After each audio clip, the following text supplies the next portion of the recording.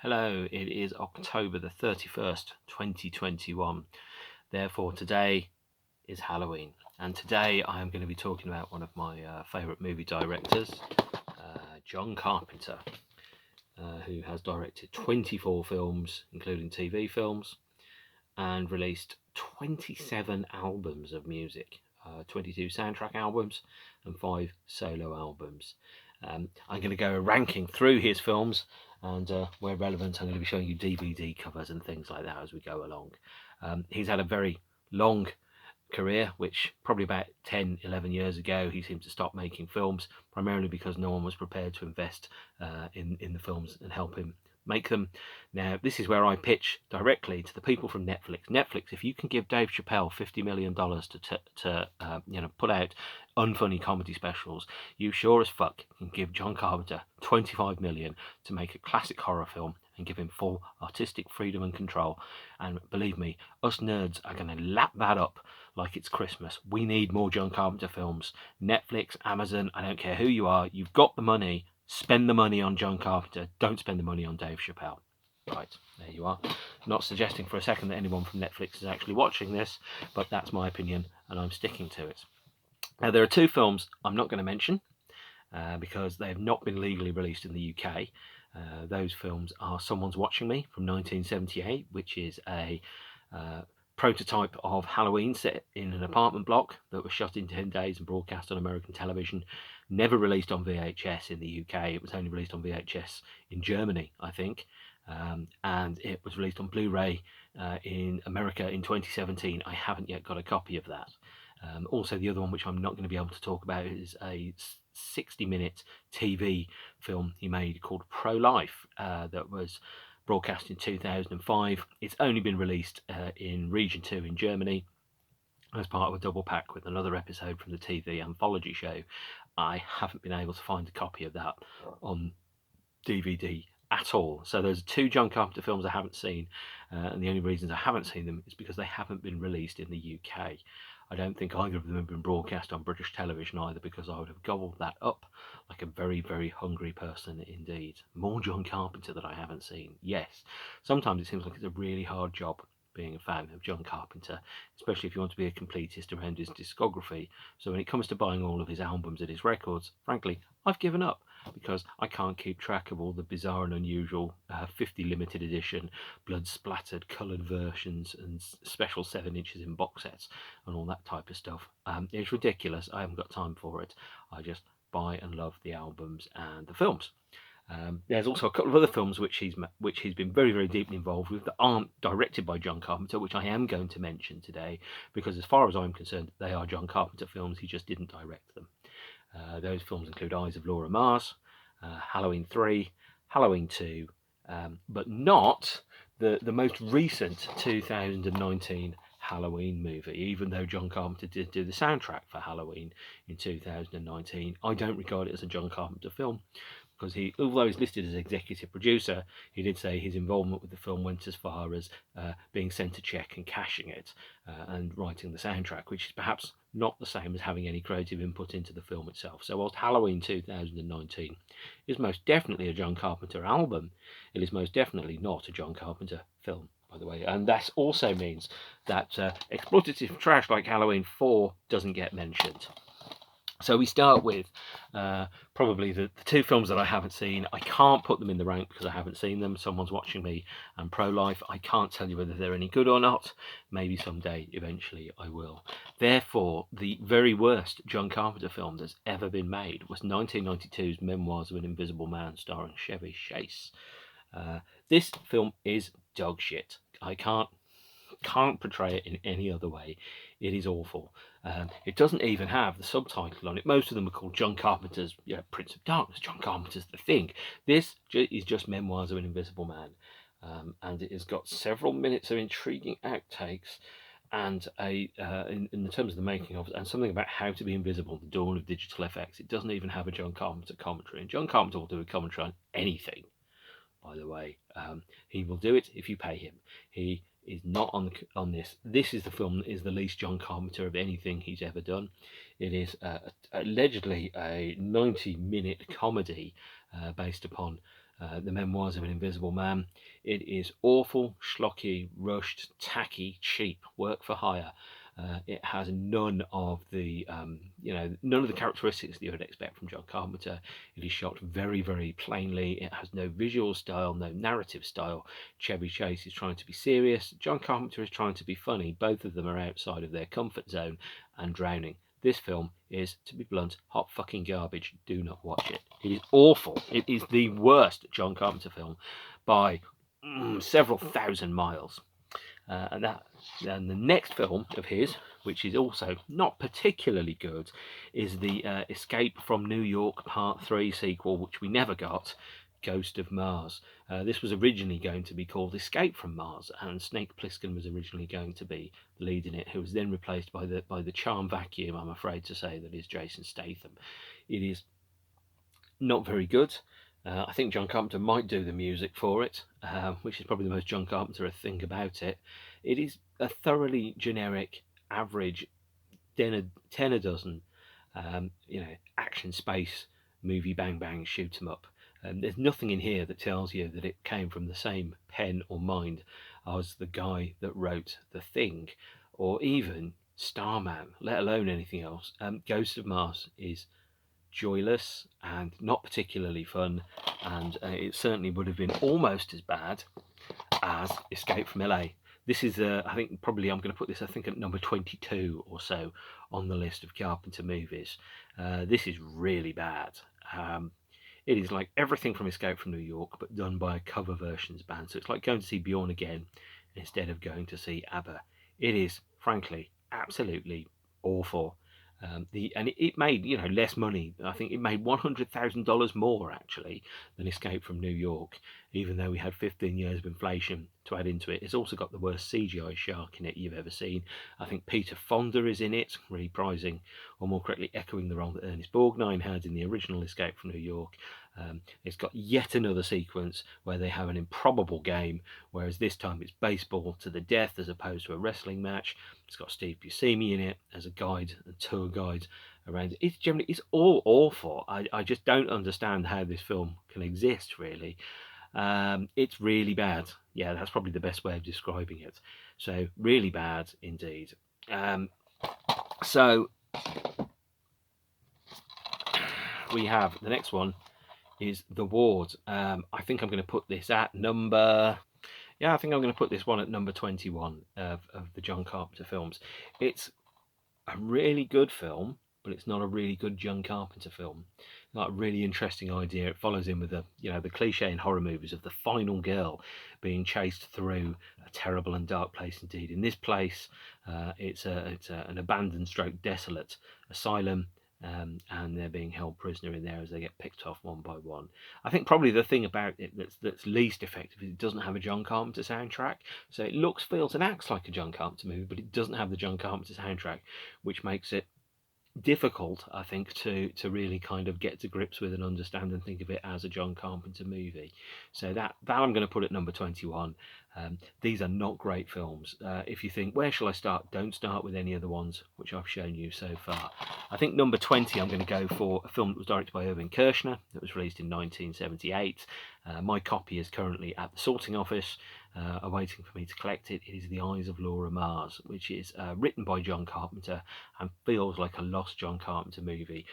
And all it really needs is a re-edit and to change the soundtrack, and then you've probably got a much better John Carpenter movie than some of the other ones which you've seen. So we're going to go for number 19 now. Number 19, 1998's Vampires, starring James Woods and one of the Baldwins. Oh my God, they killed the Baldwins. This is an interesting film. It's a film about I think probably a fallen priest of some description whose job it is to go out is to hunt, kill, and destroy all the vampires that remain upon the planet. It's got some really interesting ideas in it. It's rushed though, and you can tell that John Carpenter is working to the very limits of his budget. It doesn't have the kind of money that you would hope or expect to see from some of his films. He has to compromise his vision a little bit in these things, and it's not therefore it's not particularly good. It's clearly a man who's more talented and has more vision and ambition than the budget that for the film will allow him. It is by some significant margin the best of his later period movies. That's still not necessarily to say that it's particularly good. It's okay, it's pretty good. You can watch it and go, yeah, I can tell that's the guy that made Halloween and The Fog, but also you can tell it's 20 years later and the guy isn't quite so sharp. So the next one, I can't show you a box for it, I can only show you a post-it note, I'm afraid, is an American horror anthology film that was originally meant to be the start of a TV show. It's called Body Bags. John Carpenter stars in it at the beginning and the end as the mortuary assistant, or the man that runs the mortuary. He also directs 2 of the 3 parts in the film. So there's 3 short stories in it. One is called The Gas Station, which is an interesting exercise in low-budget Hitchcockian scares and thrills. The second one is called Hair, starring Stacy Keach, that is truly terrifying, about hair transplants that perhaps aren't what you'd originally anticipate. And the third part is directed by Toby Hooper, and it stars Mark Hamill, and I think it's called The Eye. Body Bags is really promising, but it's not really good, if that makes any sense. Mark Hamill, as is often the case, is often the best thing in it by a significant margin. He also appears in another John Carpenter film later on in 1995, Village of the Damned, and he's excellent at it. He's not so excellent, perhaps, as a movie overall. So I think we can go for number 19 now. The first one not directed by John Carpenter that I regard as a John Carpenter film, Halloween 2. This one is directed by, I think it's Dean Cundy, the director of photography, who has photographed a lot of the John Carpenter movies. I think the plot and the script was at least co-written with John Carpenter. It was produced by him, starring Jamie Lee Curtis, and the soundtrack is by John Carpenter as well. So Halloween 2 is in every respect, apart from the fact that John Carpenter wasn't the director, it's a John Carpenter film. I think it's a really good sequel. It's perhaps not the best sequel that there ever was. It's certainly better than Escape from LA, but it's pretty good. I think that gives us to number 18, so we're going to go to number 17 now. The first one of the really early movies, Assault on Precinct 13. Assault on Precinct 13 is, it takes its cue from John Carpenter's love of westerns, and it's effectively a bottle episode of a movie set inside a policeman that's defending a defunct police station overnight when it's being assaulted and attacked. It's got some moments of dark horror, it's got some moments of great tension, great action. It's very clearly a kind of a western siege movie, except it happens to be set in urban America in 1976. Really, really good film. None of the horror trademarks, but all of the tension and the action. You can clearly see where he was going to go next. And I think we've got number 18 now, which is 1995's contractual obligation, Village of the Damned. I get the feeling that this wasn't necessarily a film that John Carpenter made because he really, really loved the original Village of the Damned. It's really effective. There's some really good ideas in it. He works really hard to make the core source material work, but it is a remake, and it really feels like a remake, not a reimagining, not a continuation, not like The Thing, but it feels like a remake. Now it's got Christopher Reeve in one of his very last full able-bodied roles. Mark Hamill's in it as a priest. It's got some fantastic moments in it, Village of the Damned. It really has, and it is just a great movie, actually. Really good, but even John Carpenter's really good films are nowhere near his best ones, by the way. But Village of the Damned, if you don't know it, really, really worth investigating. That's from 1995. And then 2005 saw the release of a very unusual film called Cigarette Burns. This I think I'll put about number 17 or so on my list of movies. I should have really written a list down and stuck it over there so I could count out the numbers. But Cigarette Burns is around a fabled and lost movie, which apparently has terrible haunting properties next to it, possibly inspired by The Ring. But it's a film that, which if somebody was able to see it, they would lose their soul, and it has terrible consequences for people who view it. And it's about a private detective that's effectively tasked with tracking down the last remaining print of this film so it can go into the hands of an arcane and weird private collector, who I think is played by Udo Kier, of all people. Yes, not the best of actors or film directors in the world, it's fair to say. But Cigarette Burns is a really good film, actually. Got some really interesting ideas, hampered by the fact that it's only got 60 minutes and a TV budget to work on. But I do really, really like this film. I do recommend it if you want to see something by John Carpenter you haven't seen before. It's a bit schlocky, it's a bit obvious, but it is a 2005 TV film. So, you are warned. So this is where we get into really everything from here on in is really, really, really good and very much worth spending your time with. Number 13 on the list, I had to go and just do a recheck there on the numbers, is Elvis. Unsurprisingly, well, actually surprisingly, a 3-hour 1978 or 1979 American TV film, a biopic of Elvis starring Kurt Russell, the first time that Kurt Russell and John Carpenter worked together. And it's a really interesting movie because it's the first and only one which Carpenter works in that doesn't touch upon either the horror, action, or sci-fi genres, really. It's a biopic of a singer. Very faithful, very realistic, actually, because it was shot, less than 2 years after Elvis had died. Some of the roles, I think, are played by people that really were those people in real life. And Kurt Russell really commits and does a fantastic job of portraying Elvis in this movie. It's love letter to America and Americana and things like the great westerns, which John Carpenter clearly loves. It's got it all, and it's epic in scope and sweep. And it's 161 minutes long, and it's a very, very good film. It's completely not what you would expect from John Carpenter in the slightest. If you had Kurt Russell and John Carpenter together, you'd expect action, explosions, monsters, and horror. Now, in this one, the only horrific thing is the movies that Elvis made in the '60s and that song "Old Shep." This is a really good film. It's a biopic, and it really tries its best to tell the story of a man's temptations with fame and success and how it became its unraveling. I think it's an excellent film. It's hard to get on Blu-ray. Some of the Blu-rays, by the way, of this are corrupted now, so don't play. This copy doesn't play, but you should be warned about that. It's a really, really good film.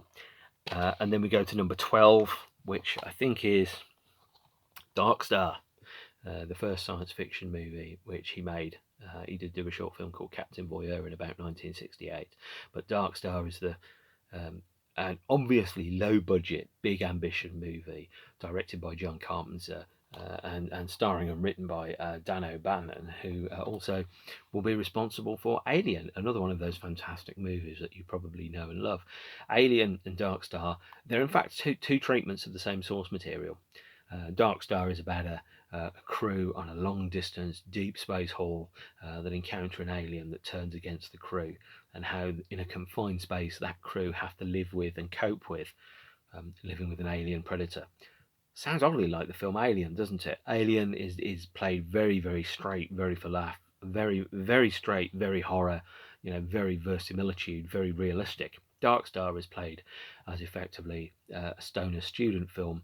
The budget is absolutely minuscule. It's they use things like corridors, which they've tilted the camera on its side so that it looks like it's a lift shaft, and then painted bits on it. It's really obvious that they've got absolutely no money and lots of ideas when they made Darkstar. There are two versions of the film Darkstar. There is the John Carpenter's director's cut, which is 73 minutes. And there is an original theatrical version which is 83 minutes long. I made the mistake of watching the director's cut thinking it would be better. It isn't. The original theatrical version, which runs at 84 minutes or so, is the better version of the film. And it's really about being bombed out in space with a spaced out bomb. Because not only are the crew fighting an alien predator, they also have to deal with a malfunctioning, very, very powerful bomb on board the Darkstar, who sees its primary mission, in fact its sole reason for existing, is to explode, of course, and they have to try and talk the bomb out of exploding after a malfunction. Everyone who's on the crew looks like they should be at a Grateful Dead concert. They certainly act like they've just come out of a Grateful Dead concert, and maybe they've done a whole bunch of drugs with Frank Zappa. It is stoned hippies in space having existential conversations with a self-aware bomb that is probably able to destroy planets. Darkstar is absolutely brilliant, and I strongly recommend it. Everything from here on in, absolute gold. Start anywhere you like. One of them, not just gold, pure cheese. But there we are. So we've got 1, 2, 3, 4. So I think this is number 10 or thereabouts. I'm terrible at numbering. They live. This is a great movie. It's a total conspiracy theory nut job paradise of a film about an alien invasion in America in the late 80s. And if you are firmly of the belief that things like Pizzagate are real, then you will see this film as a daring expose of the inner socialist cabal that is running and ruining our society by turning us all into brainless sheeple. I think John Carpenter is not of that view. He went like, fucking entertainment, guys, come on, get a grip. Instead, what we've got is both a parody of and an exposition of things like V, and also action movies like Rambo. It's got the most pointless and brilliant 10-minute fight scene I've ever seen, which I think has been staged purely to show how stupid fight scenes in some movies are. And it also kind of takes upon the idea of kind of like a secret invasion of the world by monsters that look just like humans and act just like humans, but fool you into thinking that they are when they're clearly not. So there you go. Right, I think it's number 11 now. By the way, I will put the order on in the comments, is The Fog. I know a lot of people absolutely love The Fog. This is brilliant, one of the best horror movies of all time. It really is. I think it's a type of thing that you would expect Stephen King to write. It's absolutely brilliant. It's about a town that is terrorized one night every 100 years on the anniversary of a terrible event that caused the town's founding, and it's about monsters that come out of the fog and wreak terrible revenge upon the townspeople. It's an exercise in terror, a masterclass in tension, and every time you think it can't get scarier, it gets scarier, and it just keeps going. It features a fantastic soundtrack. Jamie Lee Curtis is in it. There is nothing about this film that I can criticise at all. It's just bloody brilliant. Watch it, please. Although I suspect if you're watching this video, you already know how good The Fog is. So, next one, we've got 1984 Starman. Perhaps a bit of a surprise for you, although it is clearly John Carpenter Starman on the cover, by the way, just in case there was any ambiguity about that. John Carpenter Starman, i.e. not like The Memoirs of an Invisible Man, which clearly isn't a John Carpenter movie. Starman is a lovely, sweet film, actually. It's got more optimism and hope in it than any film that you would expect from John Carpenter. It features Karen Allen, also seen in Raiders of the Lost Ark, Jeff Bridges, also known as Tron, and the Big Lebowski himself. And this is a film about an alien that takes a human form and tries to integrate into human society. And it's sweet and it's innocent, and it's got this lovely kind of feeling around it, which is around how confusing being a human is. So the alien, played by Jeff Bridges, is often completely baffled by human behaviour and doesn't understand why people behave the way that they behave. And if you're somebody like me, for example, and you go out and you go, people ain't no good, just like Nick Cave, then Starman is a film that seems to be designed specifically for you. It's a film that I think has a lot of optimism and heart and soul. It's the most upbeat and innocent of John Carpenter's films, and somewhat oddly, considering he also made The Thing, it's like the complete inverse of The Thing. So it's almost like they're trying to go, well, we tried to make a film about an alien landing on the planet and integrating into society. Didn't necessarily work in They Live, didn't necessarily work in The Thing. But with Starman, it's a more positive inversion of that, in the same way that Poltergeist and E.T. are actually the same kind of film, because Poltergeist and E.T. are two films that were made at almost exactly the same time, both with Steven Spielberg deeply involved in them. Poltergeist is built upon an adaptation of an alien invasion. E.T. is an adaptation of a different type of alien invasion where the alien is benign. Starman is very, very similar to E.T. in many, many ways, except it's not quite so obviously tugging at the heartstrings with the avatar of childhood innocence that is Elliot. So there we go. And then the next one that we've got on the list, I think this is brilliant. Prince of Darkness. It's the third of John Carpenter's End of the World trilogy, by the way. So his End of the World trilogy also includes The Thing, and I think it also includes, I can't remember what the other film is, but there's 3 films about the end of the world. This is about the physical embodiment of evil. So the spirit of evil is trapped inside an object, which is of which Donald Pleasance and his team are custodians of, as they find out that evil wants to escape and starts to take over the world. And that ties in with the theme which Spalding Gray had in Swimming to Cambodia, that evil itself is actually a presence that just circulates around the world and it lands on certain areas at certain times in world history. You know, Germany, 1939, Vietnam, maybe, Russia, other places where terrible, terrible things happen. Prince of Darkness is a low-budget, big concept movie that works really, really hard and has a great vision. The only thing that hampers it is the fact that it is, again, like Darkstar and like some of the other films, it's a bottle episode. It's very small in terms of its location. It's based around one church, a small number of people. It's got some really terrifying, horrifying imagery in it and some really interesting concepts around, is evil an object, is evil a feeling, what is it, I don't quite know. And it's one of I think Donald Pleasance's finest roles, actually, Prince of Darkness. I recommend this very, very highly indeed. This is, by the way, where we're now into the the final stretch of genius here. So I think this one's number 7 actually. Big Trouble in Little China.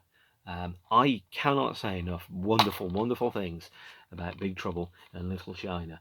I really can't. It's one of my very, very favourite films. It's also on Arrow Video. Arrow, much like Indicator, do fantastic films, fantastic special edition of films which you may not necessarily have or know that really deserve to be reappraised. Big Trouble in Little China is kind of like John Carpenter's attempt to create an almost an Indiana Jones type environment, except Big Trouble in Little China takes upon mythology, Chinese mythology around the various forms of gods, monsters, angels, devils, immortality, and it's got some brilliant ideas in it.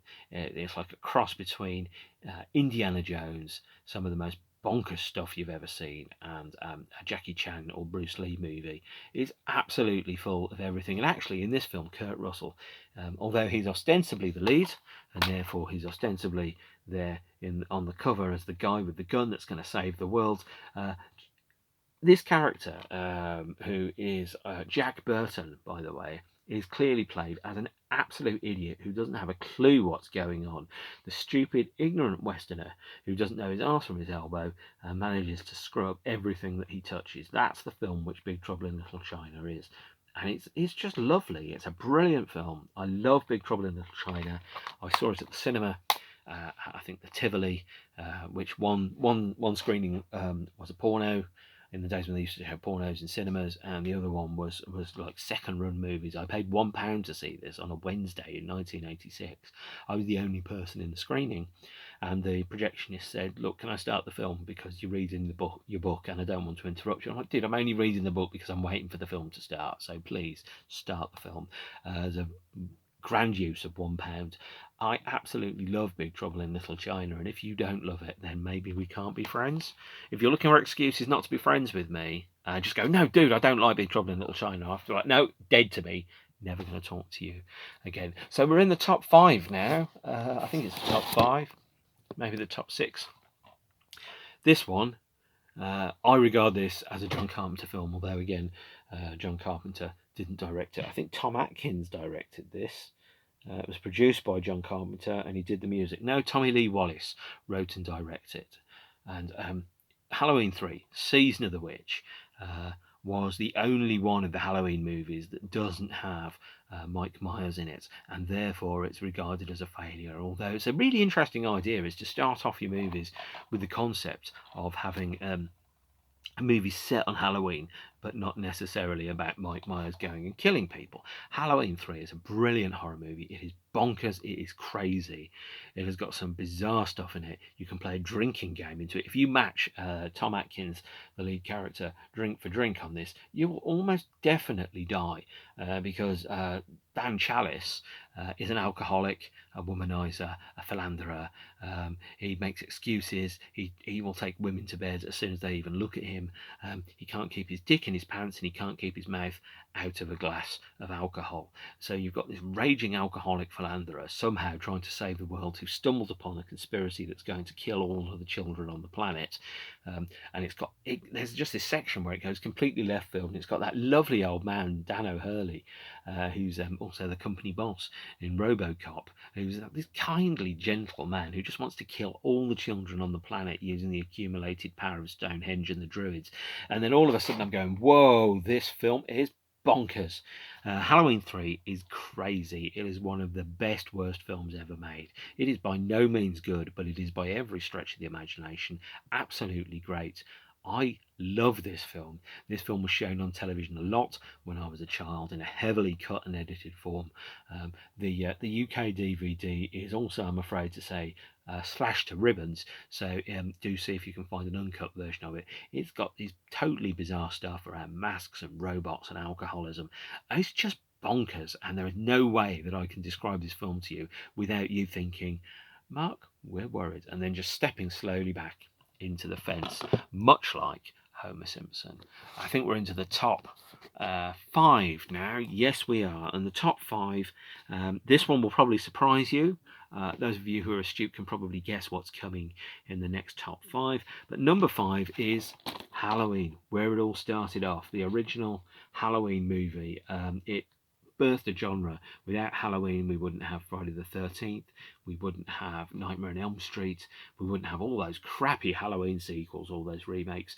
We wouldn't have any of the movies about stalkers or slashers with names like The Burning and Cropsy 2 and things like that. It really kickstarted horror as an absolutely over-the-top bonkers genre. This, alongside Texas Chainsaw Massacre and The Exorcist, really started horror in its modern form. And Halloween, the original, is a brilliant horror movie about an unstoppable, inexplainable force that exists to kill and murder without an explanation or a justification behind it. And even the fact that the character himself is called the Shape and is taken from a blank William Shatner mask that's used for cosplay. It's really scary, and I think this is an absolutely brilliant film. It's overrated, but it's still bloody fantastic, and I strongly recommend it to anyone. There are 2 versions of the film Halloween, by the way. If you get the opportunity, go for the double disc version. This is it. It has the TV version of Halloween in it. That is, has some extra scenes. They used to pad out movies with extra scenes for TV broadcasts, so they could be longer and they could sell more adverts. Of course, the most egregious examples of that are things like Superman and Superman 2 and Superman 3, where you've suddenly got a 2-hour film stuffed into a 3-hour epic with lots of extra scenes by actors shot later on. Number 4. What's going to be number 4? Well, that's an interesting one, because there's a couple of classics here which you may not necessarily think of. My number 4 is Christine. This is very, very different from the Stephen King movie, by the way. This is the Indicator release on DVD and on Blu-ray, the limited edition. Christine is a fantastic movie about teenage obsession and love. It just happens to be that the main character, Keith Gordon, who's now gone on to be a film director, has fallen in love with a 1957 Plymouth Fury. That is his object of desire. And she's a killer, and Christine is most definitely, I think, one of his best films. It's also a fantastic movie about obsession. So if you were 17, 18 and you fell in love for the first time, although admittedly in this film he falls in love with a car and not with a woman, or a man for that matter, if you fall in love and then you're 17 or 18, you think no one else can have these feelings. No one else has felt the things that I have or seen the things that I have. How could anybody else possibly understand what this feeling is? What is it? What it's like to be this person in love? And it is a fantastic film about obsession and adolescence and love and about being bullied and all that things. It just happens to be that the love object is a killer car with a soul stealing spiritual angle to it. Number 3 is Escape from New York, one of the finest action movies of all time. Obviously a film that has launched 1,000 eye patches over the years. I love Escape from New York. Like all of the John Carpenter films, I first saw them pretty much on late night TV broadcasts. I should point out, John Carpenter movies did not do particularly well. They were never particularly huge movies. They never sold huge amounts of tickets. They sold lots of VHS copies. There were films that that lots of people didn't like, but if you loved it, you loved it. You really loved it. You know, even though you may have only paid a ticket and seen it once, you know, if you loved it, you loved this film. You love John Carpenter films, in a way that, for example, like the Velvet Underground. If people liked the Velvet Underground, they didn't necessarily like they loved the Velvet Underground. People love John Carpenter films. They don't just like them, but that doesn't necessarily translate into bums on seats. You know, so this film, Escape from New York, made $14.4 million in the American cinemas. On its initial release, which, when you think about that, that's less than half they offered to pay Will Ferrell for Elf 2: Buddy Saves Christmas. So that gives you an idea of exactly how much money or not is on stake here. Escape from New York is one of the finest action movies of all time. It's got this wonderful plot about New York being a maximum security ball prison. It's got this bizarre kind of angle to it about a future that didn't happen but could have done. It really is one of the classic pieces of dystopian science fiction cinema, and it's got lovely nice bits of action in it and an action hero that could have launched 1,000 franchises. You know, quite how Rambo got 5 films and Escape from New York only got 1 piss poor sequel and a kind of sequel in Ghosts of Mars. Baffles me. This should have been, you know, Kurt Russell's James Bond type role. He should have gone on and done this forever, but sadly people didn't go to see it because people ain't no good. Okay, so there are 2 films left. The smart ones of you will probably know what number 1 is because you will probably have already seen in previous episode. Number 2 for me, the second best John Carpenter film, In the Mouth of Madness. I love this film. It has not been officially released in the UK on DVD or Blu-ray, which is a staggering omission and a crime. So this is an imported American copy of In the Mouth of Madness. I think this is one of the best films ever made. It's a film about Sam Neill, who's chasing up the progress of an author called Sutter Kane, kind of like an evil, satanic, child-killing, baby-eating J.K. Rowling for the 90s. And it's got this bizarre kind of semi dreamlike state that infects and insinuates throughout the whole film, is that you don't quite know, are you watching something, are you imagining something, you know. And it's got a really strange thing where, you know, paintings change in the background in between shots, characters move on the paintings, locations, and these aren't continuity errors. These are deliberate choices to make you feel disturbed and uneasy about the reality that there is around you.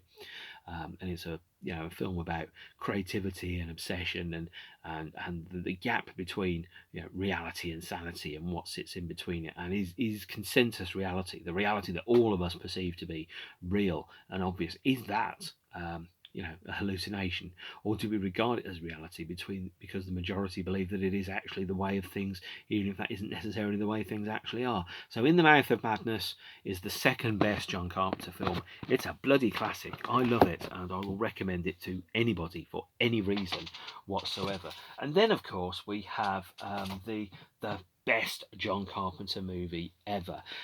It will be no surprise to you to know that I have more copies of this movie, The Thing, on Blu-ray, DVD, CD, LP, and even the classic and of course obligatory Alan Dean Foster novelisation than any other film. I have 4 editions of The Thing on Blu-ray. Every single one of them is absolutely worth it. The Thing is in one of my favourite films of all time. It's probably easily in my top 3. And the other two, by the way, are Blade Runner and Dougal and the Blue Cat. And The Thing is just fantastic. It's just such a perfect, desolate, grim film about the nature of horror and what horror is and who horror can be. So The Thing is, in case you haven't seen it, is around an Antarctic research station run by American scientists in the winter of 1982 that uncover a bizarre and unusual alien visitor that has landed in the ice 100,000 years ago, that was discovered by Norwegians. There are a lot of editions of The Thing, so let's go through this. This is the Scream Factory 2-disc version of it that is region locked to America. This is the German 3-disc version that has almost all of the extras from the American Scream Factory version. It's missing, I think, 20 minutes of documentaries. However, it does have the American TV version of the film on, which is 94 minutes long and has a lot of alternate footage in.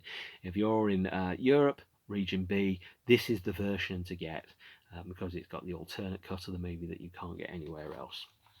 And there's also the standard Universal version, which has Terror Takes Shape as a documentary. There's also the UK Arrow video release. Let's go through the UK Arrow video release of it. First off, it's got this fantastic book here with writings about the film. It's got a completely different and unique set of extras to any other version. I think it's got Terror Takes Shape. This limited edition has the poster, which perhaps in another life I should think about possibly putting up on a wall somewhere. This is a powerful poster by Drew Struzan. Drew Struzan, by the way, is the artist that inspired the lead character in the film The Mist by Frank Darabont, and it's got some lobby cards as well. So it's got the reproduction of the lobby cards, which were put in the cinema lobby to try and make you go and see the film in the cinemas in the 80s. I remember walking past this as a 10-year-old, and I knew I wasn't old enough to see the film, but I recorded it off television, and it was obviously a very, very good film indeed. I watched it upstairs, and I was like, my God, this film is incredible. And that's pretty much how I got to a lot of horror movies when I was younger, is that they were shown late on night on ITV, cheaply, because horror movies didn't really sell very many copies. If you're in the UK and you have to get more than one version, do get the Arrow edition of this. It's absolutely bloody brilliant, and do get the German version of The Thing as well. This is one of the most meaningful horror movies that there is to me. The film has a very, very telling and poignant kind of thing. So in my experience, about 1% of mankind is a psychopath or a sociopath, and by that we mean a human being that regards other human beings as expendable, disposable. Their feelings aren't real, they don't matter, often possessed of limited charm, bad decision making, some cognitive abilities that mean that they make bad decisions, or they interpret the evidence completely different to everybody else. The problem with psychopaths is that they look just like other human beings.